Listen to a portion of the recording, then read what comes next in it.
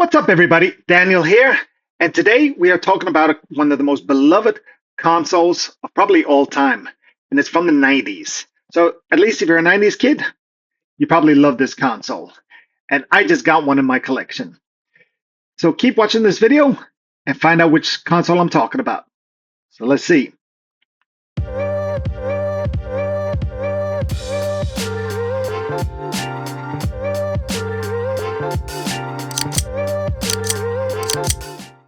So, the console we're talking about today is a console that almost everybody's heard of. And if you played it, you probably love it too. And you probably have good memories of it. This console was released in Japan in 1990, the end of 1990.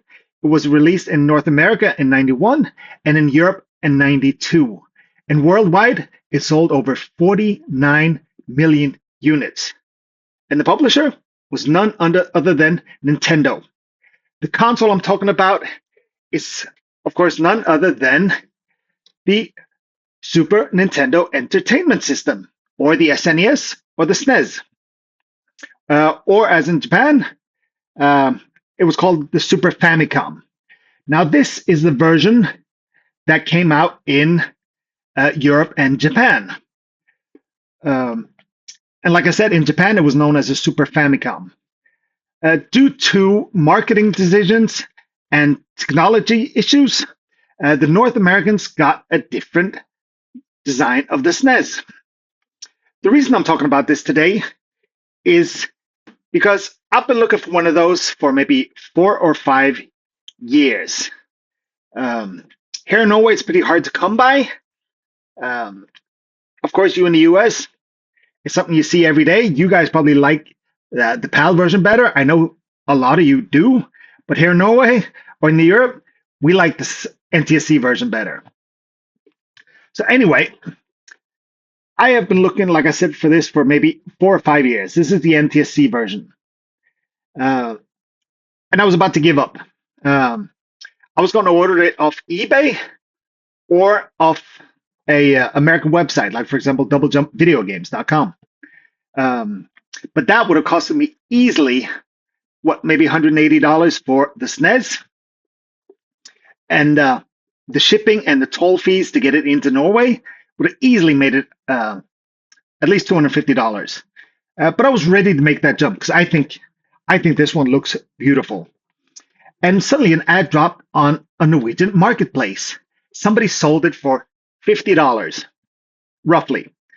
So I jumped on it. I think I bought it within 15 minutes. So with shipping, I think it was $67 total. And when it arrived, it was filthy. I'm talking dirty. So I spent an hour or two scrubbing it clean, going over everything. I took it apart, air dusted it. I haven't cleaned the connector pins because I don't know if it works. I don't have an NTSC game right now, so I cannot test the console. But I am getting that soon, and we'll test it. And if it doesn't work, I'll clean the pin connectors, and we'll see if that helps.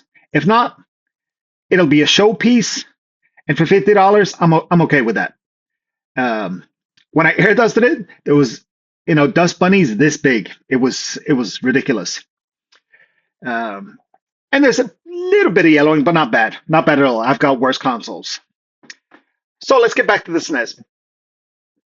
Not only were the consoles different, but the controllers and the games were physically different.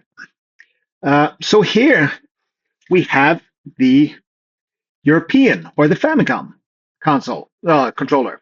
This is the European one. The Famicom obviously says Super Famicom. You can see the colors. Otherwise, the shape is the same, the dog bone design. And the North American one, as you can see, is a little bit different. It's got more purple accents, like the console itself, while the European one has the blue, red, green, and yellow. I got 2 controllers within the deal. This one is in pretty good shape, a little bit of yellowing, but I cleaned it up as well. And it looks good. It looks all right. And like I said, the games were also physically different. The PAL copies look like this. As you can see, a little bit rounded edges. This also happens to be one of my favorite SNES games, which is The Lost Vikings.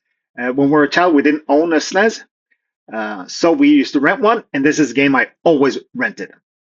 I don't have a NTSC card right now. I'm waiting for one, so I'll show a picture of it here.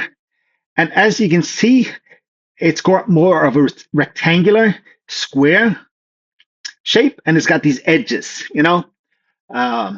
So physically, it doesn't fit into each other's consoles.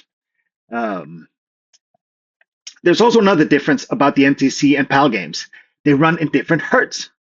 The PAL games run in 50 hertz, and the NTSC games run in 60, which basically means I'm not very technical of myself, but which basically means if you run a PAL game on an NTSC console and TV, the games will run slightly slower.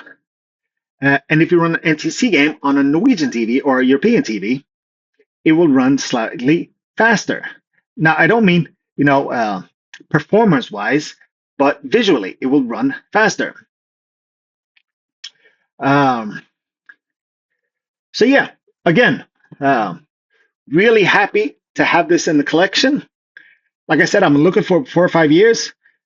I know some collectors find these things, probably every day, but I don't think so. I think they're pretty hard to come by. I've been looking for one for 4 or 5 years, so yeah, looking to get that in the collection. So that was a great pickup, and it's going to go on the shelf right behind me. So yeah, and I want to thank you all for watching.